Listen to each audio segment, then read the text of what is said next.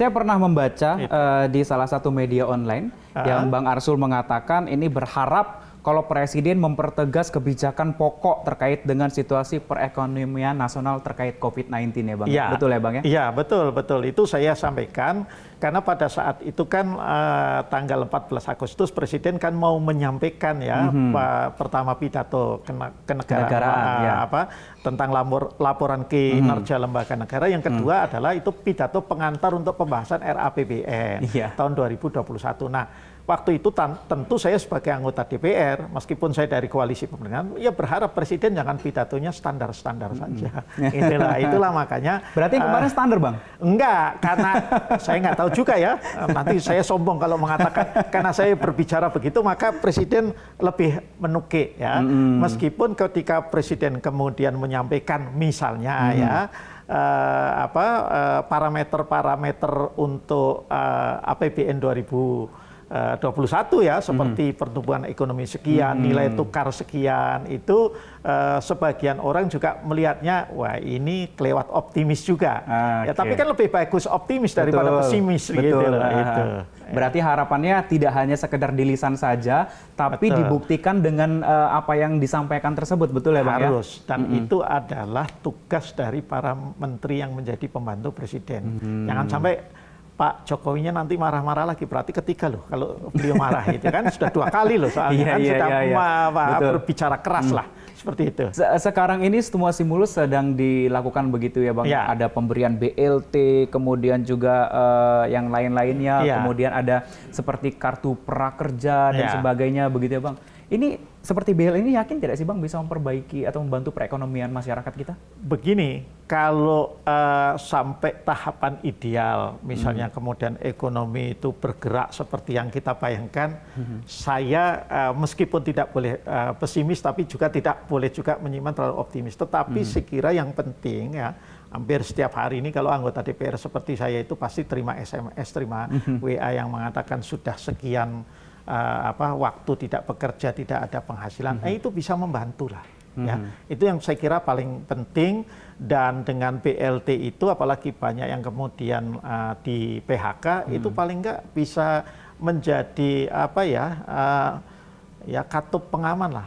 Yang paling penting itu pendataannya tepat ya Bang. Nah, itu problem yang sudah akut kronis itu di kita, gitu loh. Ya, itu jadi itu memang hal yang saya kira harus kita perbaiki juga itu. Kalau apa yang harus, yang kalau kata Bang Arsul diperbaiki, yang harus dievaluasi apa Bang?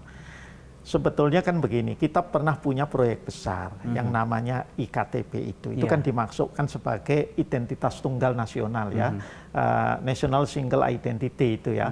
Nah itu, tapi kan itu kan tidak kejadian. Nah ya maka seperti inilah. Tetapi ke depan ini menurut saya memang ini kata kunci yang gampang diucapkan tapi susah untuk dilaksanakan. Yaitu koordinasi antar misalnya pemerintah pusat dengan pemerintah daerah, kemudian antara BPS dengan pemerintah daerah itu bukan barang yang dengan gampang itu bisa diimplementasikan. Tapi kita ya tidak boleh menyerah, harus terus-menerus lah. Bang, saya tadi juga sempat foto di belakang, boleh saya lihat ya Bang? Ini silakan. Fotonya terkait dengan kunjungan kerja Pansus RUU Terorisme DPR RI di Satuan 81 Kopassus 2016. Apa kegiatan dilakukan pada saat itu Bang? Jadi pada saat itu kan kebetulan saya menjadi anggota Pansus RUU Terorisme. Nah, setelah jadi Pansus menjadi juga anggota tim perumus akhir dari RUU itu sebelum menjadi undang-undang. Nah, kan begini, bahwa terorisme itu tidak bisa kita atasi sendiri juga. Nah, kemudian kan juga TNI untuk peristiwa terorisme tertentu itu juga harus dilibatkan. Maka kami waktu itu sebagai Pansus berkunjunglah ke Kopassus, ke Detasmen 81 Kultur Penanggulangan Terorisme Kopassus yang ada di Cijantung. Kita melihat juga bagaimana pasukan Kopassus ini ya itu melakukan aksi melumpuhkan terorisme. Itu seperti itu. Nah, alhamdulillah kita disuguhi dengan atraksi-atraksi yang memang luar biasa juga ya di Detasmen 81 Kopassus kita itu. Bang, berbicara mengenai masalah radikal juga nih Bang. Sekarang sudah sering terjadi di Indonesia, khususnya di kota-kota besar termasuk Jakarta, ada beberapa teror begitu, kemudian radikalisme begitu. Ini Indonesia ini mungkin bisa dibilang sangat rentan begitu ya Bang. Apa sih sebagai dari masukan dari Bang Arsul mungkin untuk warga kemudian masyarakat kita agar tidak mudah terpapar dengan radikalisme begitu Bang? Begini, pertama orang radikal itu jangan kemudian selalu diartikan negatif. Ya. Kadang-kadang kita memang perlu punya sikap radikal. Yang tidak boleh adalah radikal yang mengajak ya atau kemudian mengarahkan orang untuk bertindak ya melawan hukum, anarkis, apalagi teror. Ya, itu yang tidak boleh kan itu ya. Nah, ini yang menurut saya harus kita atasi ya. Dan saya kira DPR ketika membahas RUU terorisme itu juga makanya kemudian meletakkan di sana kerangka hukum untuk program yang namanya kesiapsiagaan nasional, di mana pemerintah di leading sektori oleh BNPT itu harus melakukan kegiatan yang namanya kontraradikalisasi dan deradikalisasi. Baik, gitu. Bang. Kemarin ada sempat isu-isu muncul terkait dengan kepulangan ex-ISIS ataupun anak ISIS yang di bawah umur. Gitu. Terjadi pro kontra di masyarakat terkait dengan kepulangan mereka gitu. Kalau menurut Bang Arsul Sani, bagaimana Bang untuk kepulangan itu? Apakah memang diizinkan atau memang ya nggak perlulah, takutnya mengkhawatirkan mengajak yang lain atau bagaimana gitu, mempengaruhi begitu Bang? Ya, saya kira pemerintah sudah memutuskan ya kebijakan soal itu. Antara lain dilakukan penyortiran lah siapa yang berhak pulang, terutama anak-anak yang sudah kehilangan orang tuanya ya. Mereka ini kan korban, bukan pelaku. Bisa dibersihkan berarti ya Bang? Nah, tentu dong karena masih anak-anak ya. Nah, tetapi kalau misalnya orang dewasa yang apalagi dia tidak punya anak, tidak punya tanggungan, ya saya sepakat saja itu nggak usah dibuka pintu kepulangan seperti itu. Tetapi kan katakanlah anak dibawa ke sana, kemudian menjadi yatim piatu karena orang tuanya itu meninggal, tewas, ya terbunuh, ya.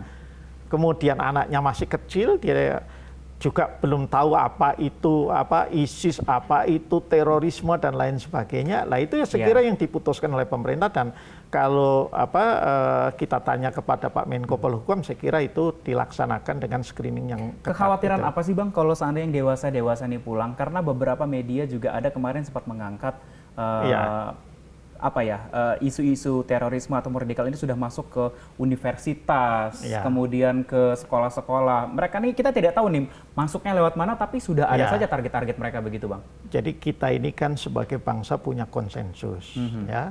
Dan konsensusnya itulah yang kemudian menjadi 4 pilar MPR itu ya, 4 konsensus bernegara. Kita punya Pancasila, kita punya Undang-Undang 1945, kita punya NKRI, dan kita punya masyarakat yang bineka. Nah, apa sih kenapa kok kita khawatir dengan soal-soal yang begitu radikal? Karena gerakan mereka itu condong ya untuk mendegradasi atau bahkan merusak 4 konsensus bernegara kita.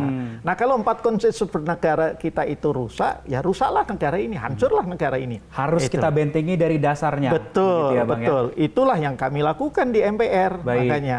Terkait masalah hukum lagi nih, Bang. Untuk masalah radikalisme, terorisme, ini kan selama ini yang menangani adalah pihak kepolisian, begitu ya, Bang ya. Tapi ada juga kemarin sempat dilakukan oleh Presiden untuk melibatkan unsur TNI. Ya. Nah, ini koordinasi dua ini baiknya bagaimana nih Bang supaya tidak terjadi tumpang tindih peraturan ataupun yang lain-lainnya tidak berbenturan begitu? Ya. Jadi kan kita bicara tindakan radikal yang berujung atau berbentuk kekerasan yang kita sebut terorisme itu kan kita menghadapinya dengan 2 kerja besar, penindakan dan pencegahan. Nah, yang penindakan ini leading sektornya yang ada di depan itu memang adalah kepolisian, makanya punya Densus 88. Sedangkan pencegahan ini sebetulnya leading sektornya adalah BNPT, Badan Nasional Penanggulangan Terorisme. Nah, BNPT itu mengkoordinasi semua lembaga termasuk TNI di sana. Ya. Nah, sekarang ada kemudian persoalan yang rame juga di kalangan elemen masyarakat sipil soal pelibatan TNI. Sekira memang TNI ini bisa dilibatkan, tapi sekali lagi itu tadi dalam situasi tertentu. Ya, nah inilah yang nanti akan dirumuskan melalui peraturan presiden. Situasi tertentunya itu yang seperti apa?